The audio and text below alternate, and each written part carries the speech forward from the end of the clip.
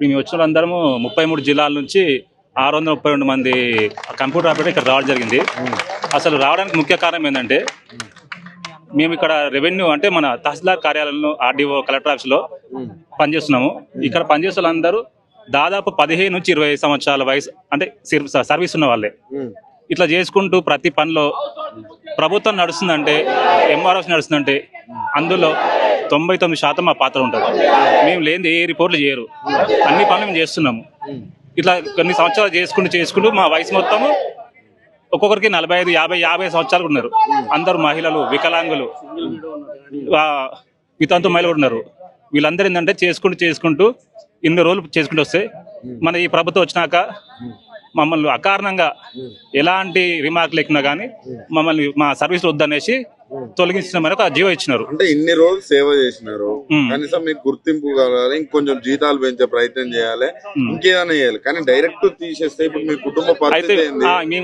మన ప్రజాప్రభుత్వం వచ్చింది, మన ప్రజల ప్రభుత్వం, మన పేదల ప్రభుత్వం వచ్చిందని మేము ఎంతో ఆశపడ్డాము. కనీసం మాకు రెగ్యులర్ అనే ఆశతో మేము ముందుకెళ్తుంటే రెగ్యులరైజ్ సమాన పనికి సమాన వేతనం ఇవ్వకపోగా ఈ ఉన్న సర్వీస్ని తీసేస్తున్నారు. ఇది ఎందుకు తీసేస్తున్నారు అనేసి మేము మా సంఘాలను కానీ మేము పనిచేసే అధికారులను కలిస్తే 33 జిల్లాలకు గాను దాదాపు 30 మంది కలెక్టర్లు కూడా వీళ్ళ సర్వీస్ అవసరం ఉంది, వీళ్ళకి పని ఉంది, వీళ్ళు చేయాలని కూడా ఇచ్చినారు. కానీ మరి మా పైన ఎందుకు ఏదైనా తప్పు చేసినామా అంటే అట్లా లేదు, ఎలాంటి కారణం లేకుండా తొలగించారు. అంటే మీకు సంబంధించిన రెవెన్యూ డిపార్ట్మెంట్ సంబంధించిన పొంగులేటిని కలిసే ప్రయత్నం చేస్తున్నారా?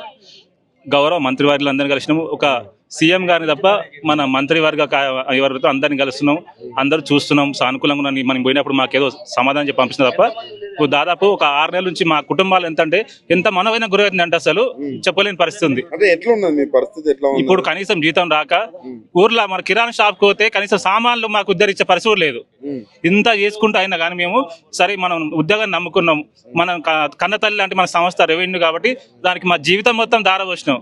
ఇందులో ఉన్న వాళ్ళందరూ సగం బీపీలు, షుగర్లు, తెల్లార్లు, పగలనక ఎలక్షన్స్ అయితే ఎలక్షన్ లా మేము తప్ప ఇంకోరే ఉండండి. మీరు ఎక్కడ అంటే అందరికి తెలిసి ఉంటుంది. కాకపోతే ఏంటంటే మీ సిస్టమ్ ముందు చేస్తాం కాబట్టి మేము చేసిన విషయం చాలా మంది తెలియకపోవచ్చు.